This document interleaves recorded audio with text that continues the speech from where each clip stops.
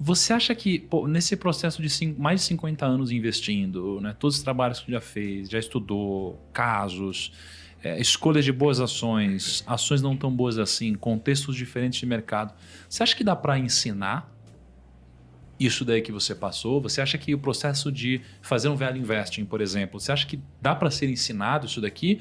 Ou você acha que não? Isso daqui só pode ser aprendido através da vivência? Não, dá para você ensinar. E eu tenho assim, inúmeros amigos, né, que acabaram se tornando clientes, que também processam a mesma filosofia que eu. E hoje estão também alimentados por uma carteira de renda mensal muito boa. Né? Legal. Muito boa. É uma pena que progressivamente nós fomos tendo assim a capacidade de revelar mais isso. Porque antes era só pelo telefone, não é isso? A pessoa acabava sendo convencida pela gente, via que havia um processo, não é isso? Legal. Havia uma trajetória, enfim. Só que Você agora, escrevia no jornal também, os né? meios de comunicação agora são mais agressivos, né? São mais pertinentes, são mais consistentes. Então, a sensação que eu tenho é que talvez a gente possa ter a felicidade de transformar essa nossa participação assim pequena numa participação mais ampla, tá certo? Legal. Então, olha só. Bom, então, gente, só para finalizar aqui o recado introdutório, né? Então, a família Barsi vai lançar um MBA muito em breve e vai ter um curso gratuito sobre Value Investing que vai acontecer do dia 1 ao dia 8 de agosto. Né? Vão ser 4 aulas, Luiz, que vocês vão proporcionar. O que vocês vão falar nesse evento gratuito aqui para a turma? Perfeito. É um tira-gosto do que os alunos, ou futuro alunos interessados poderão encontrar no MBA. Né? Então, a gente preparou 4 aulas básicas sobre Value Investing, e uma delas que ficou, uma dessa parte sensacional, é algo que a gente quer trazer, que também é inédito em MBAs, que é trazer a vivência do aluno ou do investidor na fábrica. Então, o que nós, investidores, quando vamos visitar uma fábrica, perguntamos ao gestor? O que a gente observa? O que a gente pode aprender dali para tomar decisões que não estão no balanço? Né? Então, acho que vai ser uma aula muito legal para as pessoas imergirem aí em como é ser um investidor. Investidor de verdade suja a sola do sapato, viu, Thiago? Então, acho que é por isso que a gente fica aqui no centro, viu? E pior que é verdade, porque olha, o Barsi, quando a gente gravou há uns 3 anos, assim que a gente saiu daqui, a gente foi visitar uma fábrica. Onde que foi? Em qual a gente cidade foi para Dias Ávila. Ávila. Bahia. Foi para Dias Ávila. Dias Ávila, lembra disso? É. A gente foi para Dias Ávila. O Barsi influenciou a gente lá na época. Ficou um dia inteiro respirando lembra? cobre. Nossa, é verdade. Com roupa. A gente teve que fazer a barba, né? Calor. Teve que fazer a barba, roupa Teve que fazer a especial, barba pra máscara. entrar. Cara, o Kaique sem barba é assustador. É assustador. Então, bom, Traumático. pessoal, quem quiser se inscrever gratuitamente, link aqui na descrição para vocês. Eu vou participar também disso, né? Vou assistir, vou aprender. A gente vai aprender direto com a família Barsi. Tenho certeza que vocês vão curtir muito também, tá bom? Estamos continuando. Eu quero abrir com uma pergunta aqui, que eu espero não ser ofensivo. Não, acho Que que não isso? vai. Acho que não vai. Cara, Tudo bem? essa preparação. Espero não ser ofensivo. Mas o povo está querendo saber, Márcio. O povo está querendo saber. Você recebe uma fatia pertinente de capital através de dividendos, Márcio? Eu recebo os dividendos, veja bem, sempre com alegria, claro. Sempre com um sorrisinho no É um champanhe por Isso. dia? É um champanhe por dia? E essa participação nos dividendos, ela veio progressivamente, na razão direta, que eu disciplinei a minha conduta e tive a paciência suficiente para poder ir reinvestindo todos aqueles recursos que eu ganhava. É isso. E veja bem, eu faço isso até hoje. Os valores, é claro, mudaram, mas eu faço isso até hoje, com a mesma disciplina, tá certo? E tendo a mesma paciência, tá entendendo? Essa que é a realidade. Então, Legal. a renda mensal, ela veio progressivamente aumentando, não é isso?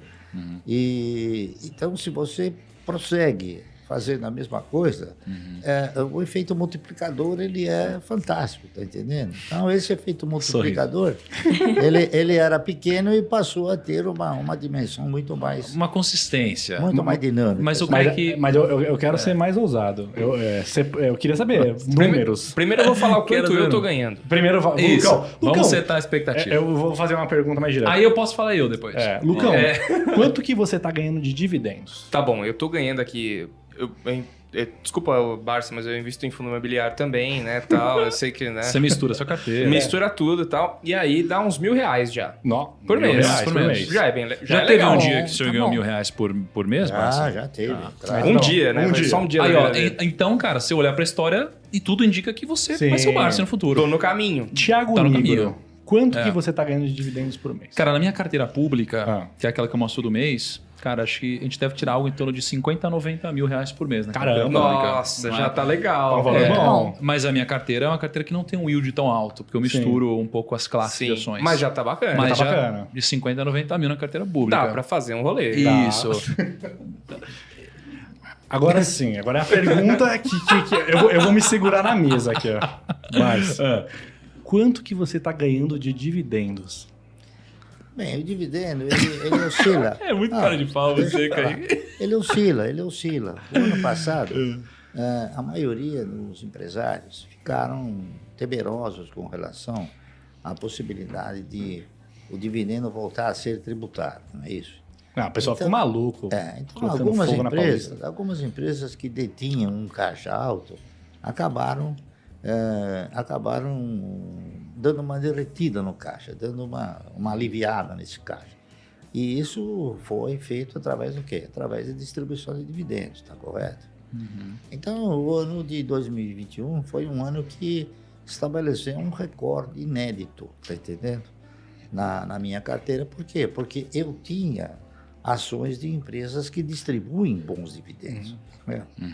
No mercado nós temos empresas que distribuem dividendos, mas não bons dividendos, tá entendendo? Essa que é a realidade.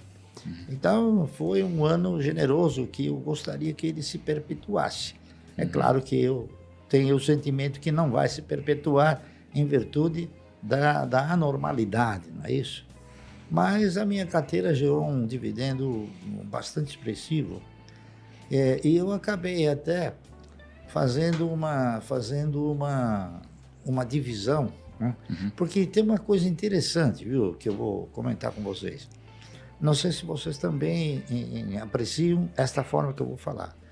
Eu não fico sistematicamente avaliando e somando o quanto eu recebo de dividendos. Quando chega no fim do ano, você pega toda a documentação, não é isso?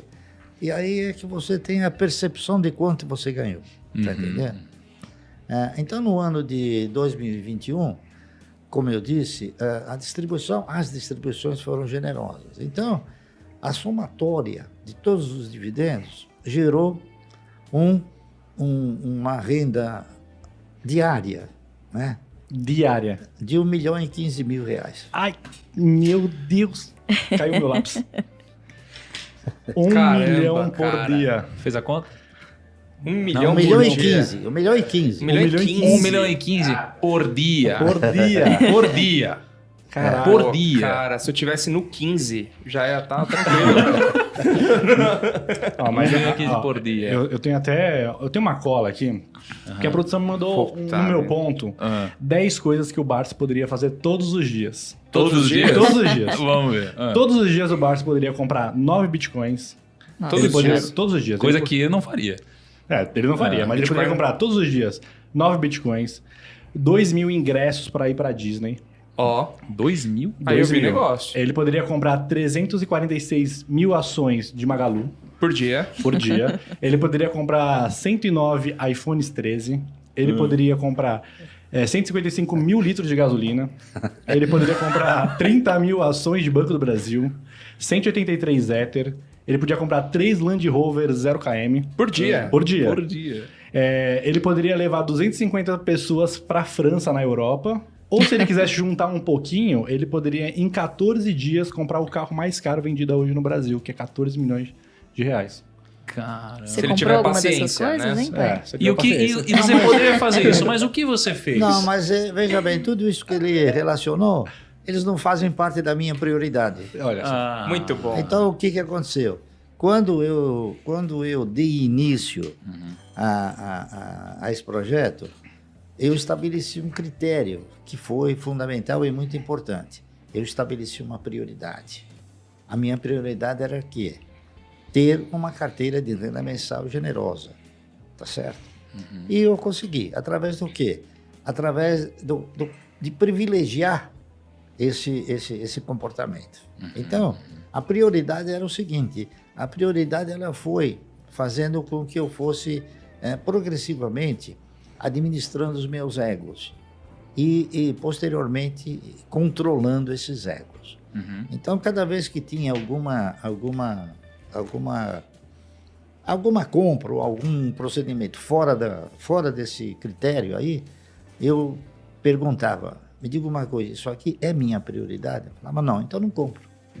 Tá entendendo? Então, e qual que era a sua prioridade nesse processo? a minha prioridade era ter uma Reinvestir. carteira de renda mensal generosa. Perfeito. Deixa eu perguntar então, Barça, assim, agora, brincadeiras à parte, né? Poxa, esse número, 1 milhão por dia. Assim, as pessoas muitas vezes sonham em ter 1 milhão, né? É 1 milhão de geração de renda por dia, assim. Como chegar nesse número, Barça, do zero? Então tem alguém aqui assistindo do zero. Como que a pessoa se planeja para chegar nisso um dia? Com disciplina e paciência. Perfeito. Certo? E disciplina, paciência, e você estabelecendo o quê? Estabelecendo uma prioridade. A partir do momento que você desenvolve esse processo, tendo como prioridade, né, você fazer a sua carteira de renda mensal, então você deixa de fazer muitas coisas que seriam supérfluos. Sim, Tá entendendo? Mas vamos... Que é o que desvia, às vezes, o cidadão de uma trajetória que possa ser vitoriosa. Perfeito. Vamos do zero aqui, então.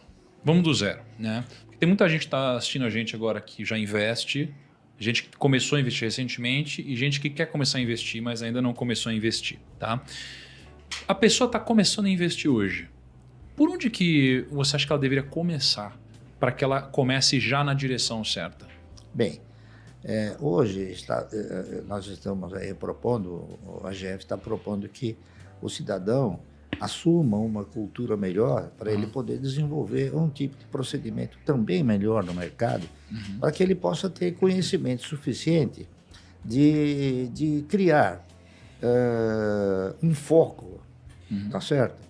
Um foco para poder entrar no mercado e não ser assim surpreendido com coisas erradas. Então, eu interpreto o seguinte: a primeira coisa que o cidadão tem que fazer no momento em que ele vai entrar no mercado é o seguinte: é estabelecer um paradigma que revele o foco que ele quer fazer. Se ele quer investir, se ele quer especular, tá entendendo? Então, ele tem que procurar o quê? Ele tem que procurar um profissional que possa lhe oferecer essa orientação certa, tá entendendo? Essa que é a realidade.